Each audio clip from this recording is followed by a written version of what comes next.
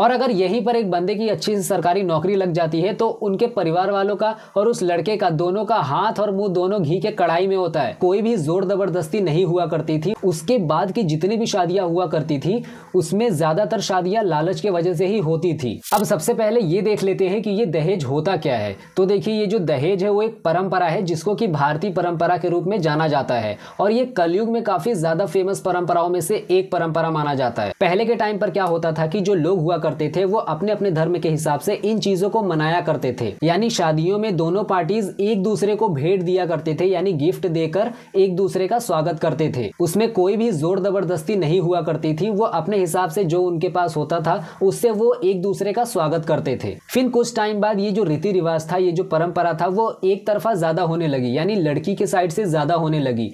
उसमें क्या था कि जो लड़की के माँ बाप थे वो अपने हिसाब से जो उनके पास हुआ करता था वो देते थे। ऐसे टाइम पर भी उनके ऊपर कोई भी जबरदस्ती नहीं थी। वो अपने हिसाब से जो उनके पास रहता था उससे वो लोगों का स्वागत करते थे। फिर उसके बाद क्या हुआ कि हमारे भारत में अंग्रेज आए, उन्होंने कुछ ऐसे कानून वगैरह बनाए कि वो जो लड़की हुआ करती थी उनको भी अपने जमीन जायदाद में उनके माँ बाप के हिसाब से हिस्सा दिया जाने लगा। उसके बाद की जितनी भी शादियां हुआ करती थी उसमें ज्यादातर शादियां लालच के वजह से ही होती थी। और भाई साहब, ये चीजें आज के टाइम पर बहुत ज्यादा बढ़ गई हैं। ये चीजें इतनी ज्यादा हो रही हैं कि इसके वजह से सरकार को मजबूरन कानून लाने पड़ गए। वो इसलिए क्योंकि आपने भी कभी ना कभी ऐसा जरूर सुना होगा कि इसके चक्कर में, यानी दहेज के चक्कर में लड़कियों के साथ काफी ज्यादा बुरा व्यवहार किया जा रहा था। यानी उनके ससुराल वाले लड़कियों के साथ अच्छा व्यवहार नहीं करते थे। बहुत से लोग तो उनको जान से ही मार दिया करते थे। इसके वजह से सरकार को मजबूरन बहुत से कानून लाने पड़ गए। लेकिन फिर भी आज के टाइम पर ये रीति रिवाज चल रहा है। हमारे समाज में आज के टाइम पे भी बहुत से ऐसे लोग हैं जो कि ऐसा करते हैं कि अच्छा दहेज नहीं मिलने के कारण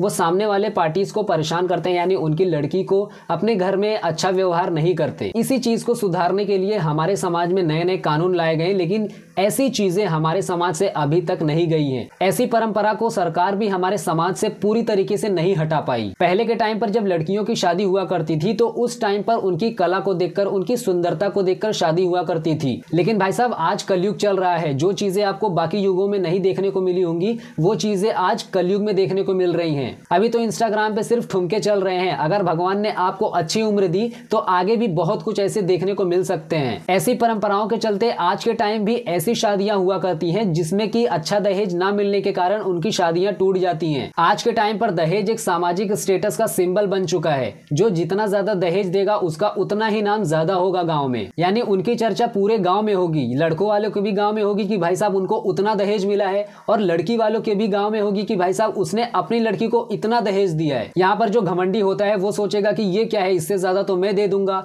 और यही चीज को कोई दूसरा बंदा देख लेता है, वो सोचेगा भाई साहब इतना दहेज तो मुझे भी मिलना चाहिए। यानी उसके मन में एक लालच सा आ जाता है। आज के टाइम पर हर शादी में, चाहे वो बंदा कितना ही गरीब क्यों ना हो, अपनी लड़की की शादी में वो बाइक जरूर देगा। कुछ दे या ना दे, लेकिन बाइक जरूर देगा, क्योंकि बहुत से लोगों को दिखाने का शौक होता है। और हमारे समाज में बहुत से ऐसे लोग भी होते हैं जो कि ऐसा सोचते हैं कि अगर हम बाइक नहीं देंगे तो लोग क्या सोचेंगे कि भाई साहब इसके पास इतने भी पैसे नहीं है कि एक बाइक दे सके। इसके वजह से वो क्या करते हैं कि मजबूरी में एक बाइक वो दे देते हैं। यानी वो चीजें उनको खुद भी अच्छी नहीं लगती, इसलिए वो मजबूरी में ये सारी चीजें करते हैं। और अगर यहीं पर एक बंदे की अच्छी सरकारी नौकरी लग जाती है तो उनके परिवार वालों का और उस लड़के का दोनों का हाथ और मुंह दोनों घी के कढ़ाई में होता है, क्योंकि अच्छा दहेज मिलना तो तय है। क्योंकि उन्हें भी पता होता है कि ये जो अच्छी नौकरी होती है वो खजाने के एक ताले के बराबर होती है। उन्हें पता होता है कि अब वो जहां भी हाथ फेरेंगे अच्छी छोकरी के साथ साथ अच्छा माल भी मिलेगा। तो भाई साहब ऐसी परंपरा को हम रिकवरी परंपरा भी बोल सकते हैं। अब हम देखते हैं कि ये चीजें हमारे दिमाग पर हावी कैसे होती हैं। उनको सारी चीजें पहले से पता होती हैं कि अगर वो ऐसा नहीं करेंगे तो उनका नुकसान हो जाएगा, और अगर ऐसा करेंगे तो उनका फायदा होगा। यानी मान लो कि अगर एक बिल्ली रास्ता काट देती है तो अपशगुन हो जाएगा, यानी आपका नुकसान हो जाएगा। या फिर किसी भी काम को करने में आपका फायदा है या फिर आपको अच्छा लग रहा है, आनंद आ रहा है, तो वो चीजें आपके माइंड को अट्रैक्ट करती हैं। जिसके वजह से होता क्या है कि ये चीजें हमारे समाज में काफी तेजी से फैलती है। हम यहाँ पर एक और एग्जांपल लेते हैं। मान लो एक बंदा है, वो क्या करता है कि किसी भी अपने काम को करने के लिए एक ट्रिक अपनाता है, ठीक है। उस ट्रिक से होता क्या है कि उसका काम आसान हो जाता है और वो जल्दी करता है। इस चीज को उसका दोस्त भी देख लेता है एक दिन, और वो क्या सोचता है कि मैं भी ये काम करने के लिए इस ट्रिक को अपनाऊंगा, जिसके वजह से उसका काम भी आसान हो जाएगा और जल्दी हो जाएगा। ठीक इसी तरीके से ये जितनी भी परंपरा है, रीति रिवाज है, वो पीढ़ी दर पीढ़ी देखा दिखी चली आ रही है। लोग पहले कैसे मनाते थे, अभी कैसे मनाते हैं, लोग इन चीजों को अपने तरीके से मॉडिफाई करके इन चीजों को समाज में लाते हैं। यानी वो चीजें पहले क्या थी, उनका मकसद क्या था पीछे का बनाने का, और आज के टाइम पर वो कैसी मनाई जा रही है, आज के टाइम पर उसका क्या मकसद है। लोग अपने तरीके से बीच में कुछ ना कुछ ऐड करते जाते हैं, जिसके वजह से होता क्या है कि बहुत से लोगों का फायदा होता है और बहुत से लोगों का नुकसान होता है। अब देखो, दहेज आज के टाइम पर एक और कारण बन सकता है, जो कि है बेरोजगारी। जिसमें होता क्या है कि भाई साहब आज के टाइम पर लड़कों की जल्दी जॉब लग नहीं रही है, इसके वजह से वो तैयारी कर रहे हैं सालों साल, और इसमें क्या होता है कि उनकी उम्र भी धीरे धीरे निकल रही है। फिर उनके घर वाले क्या सोचते हैं कि भाई साहब जितना ज्यादा मिले उतना ही अच्छा, या फिर जितना मिल रहा है उतना ही सही। इस चीज को मैंने भी देखने की और समझने की कोशिश की, तो मैंने ये सोचा कि चलो यार, ये तो गांव वाले हैं, ये चीजों को जल्दी नहीं समझते हैं, लेकिन शहर के लोग इन चीजों को समझते होंगे क्योंकि वो ज्यादा पढ़े लिखे हैं, तो वो इन चीजों को ज्यादा अच्छे तरीके से समझते होंगे। लेकिन भाई साहब शहर में तो और बड़े अमाउंट में गेम खेला जा रहा है, यहाँ पे तो लाखों में कैश दिए जा रहे हैं, सोने दिए जा रहे हैं, कार दिए जा रहे हैं। जो जितने बड़े खानदान का है उसमें उतना ही बड़ा माल पानी लिया जा रहा है और दिया जा रहा है। हालांकि सभी ऐसे नहीं होते। अब हम बात करते हैं कि ऐसे रीति रिवाज को मनाने के लिए कितनों की जिंदगी भर की कमाई इन चीजों में लग जाती है। तो देखो भाई, हमारे देश में गरीबी रेखा बहुत ज्यादा है। इसमें क्या होता है कि जो लोग हैं वो अपना पेट, अपने परिवार का पेट दिहाड़ी मजदूरी करके अपना घर चलाते हैं, ठीक है। और इसी की वजह से आपने ये चीजें जरूर नोटिस की होंगी कि गांव में जितनी भी शादियां होती हैं उनमें ज्यादातर शादियां 90 से 95% जो शादियां होती हैं वो कर्जे में होती हैं, और उनको ये कर्जा भरते भरते पता नहीं कितने सालों निकल जाते हैं। शादियों के ऐसे टाइम पर जहां पर परिवार वालों को खुश होना चाहिए, वहां पर बाप भाई माँ सब कर्जे में डूबे होते हैं, वो परेशान होते हैं। यानी वो सही तरीके से शादियों में शामिल नहीं हो पाते,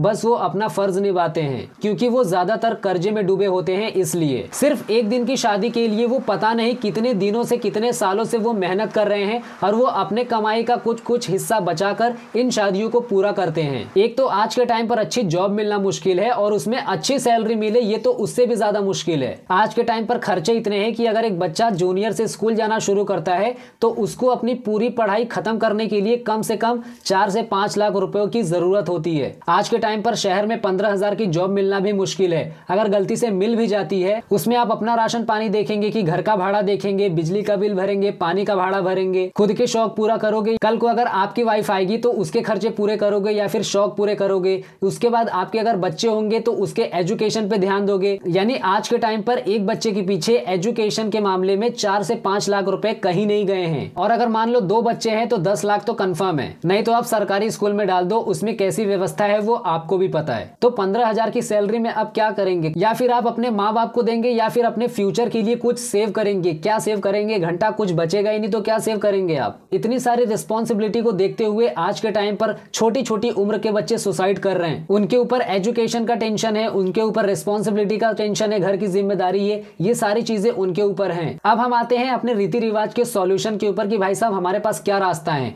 क्या हम अपनी बेरोजगारी को देखते हुए इस रीति रिवाज को ऐसे जारी रखें या फिर इसे छोड़ दें? तो भाई आपको भी पता है कि ऐसे रीति रिवाज के कारण कितने लोग कर्जों में डूबे होते हैं सालों साल तक, और इन कर्जों के वजह से जो लोग चुका नहीं पाते वो इतने टेंशन में आ जाते हैं कि वो अपने आप को बचा नहीं पाते, वो सुसाइड कर लेते हैं। तो ऐसे सिस्टम को यानी ऐसे रीति रिवाज को हटाना ही बेहतर होगा। अगर हम आज से ही ऐसी चीजों को छोड़ना स्टार्ट कर दे तो ऐसे रीति रिवाज को खत्म होने में कम से कम 100-150 साल जरूर लग जाएंगे। अब आप बोलेंगे कि भाई साहब इस चीज को खत्म होने के लिए इतने साल लग जाएंगे? तो भाई साहब हाँ, बिल्कुल लग जाएंगे, और सिर्फ इतना ही नहीं, इससे ज्यादा भी लग सकते हैं। वो इसलिए क्योंकि ये एक मानसिक बीमारी है और ये भारत के हर एक घर के हर एक सदस्य के हर एक दिमाग के अंदर है। इतना बात आपको पता है, क्योंकि यार पहले के टाइम पर कोई ना कोई तो ऐसा जरूर होगा जो कि इस रीति रिवाज को फैलाया होगा, और उसने ऐसा तो नहीं किया होगा कि भाई साहब उसने आज के आज घर से उठ के बाहर गया और उसने बोल दिया कि ऐसी ऐसी चीजें हम मना सकते हैं और सारे भारतवासी इस चीज को जान जाएं। सारी चीजें एक झटके में तो नहीं हुई होंगी ना।